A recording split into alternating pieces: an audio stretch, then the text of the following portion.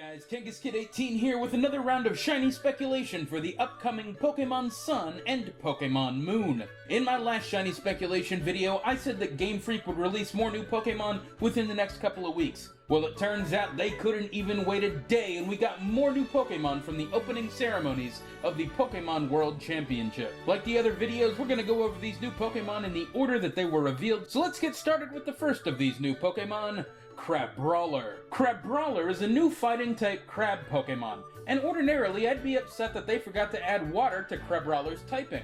But not today, because I happen to know that Crabrawler is based off a real-life animal. The coconut crab is a large crustacean native to the Pacific Islands, and like Crabrawler, it loves to climb up trees and eat fruit. But unlike most other crabs, the coconut crab is totally terrestrial, which means it doesn't go anywhere near water.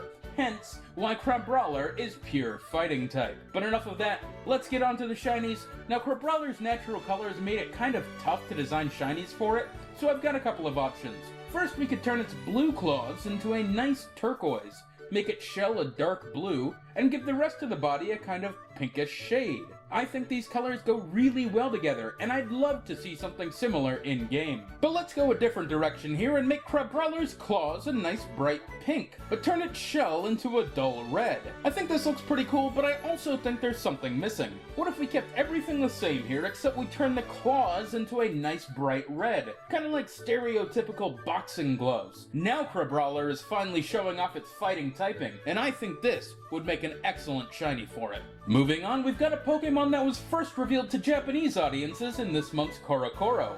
It's Sandygast. Sandygast is nothing more than a possessed pile of sand with a shovel stuck in it. And while I'm not crazy about the design, I do think there are some good possible shinies here. The first one is super simple. All we do is turn Sandygast a couple of shades lighter, and then change its shovel from red to blue. Nothing crazy here, but that's how a lot of these kind of shinies are. The second shiny keeps the blue shovel, but changes Sandygast's body into this kind of ghostly bluish hue.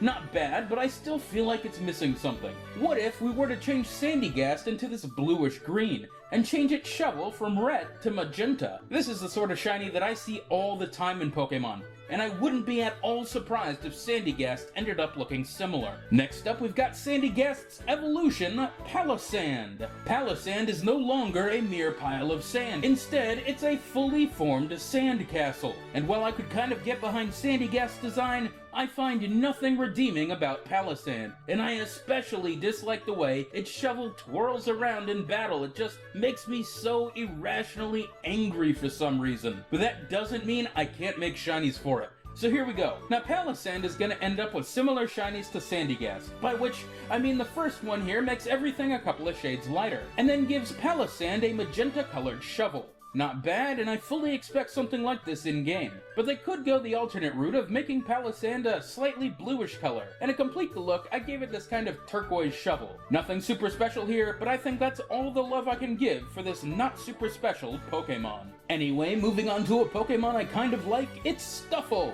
Stufful is the pre-evolution of Beware, and it's based on a red panda, which I think is awesome. But we can see a tag sticking out of its butt in this latest trailer, which means it's also somewhat based off a stuffed animal, which I think is decidedly less awesome. Oh well, on to the shinies.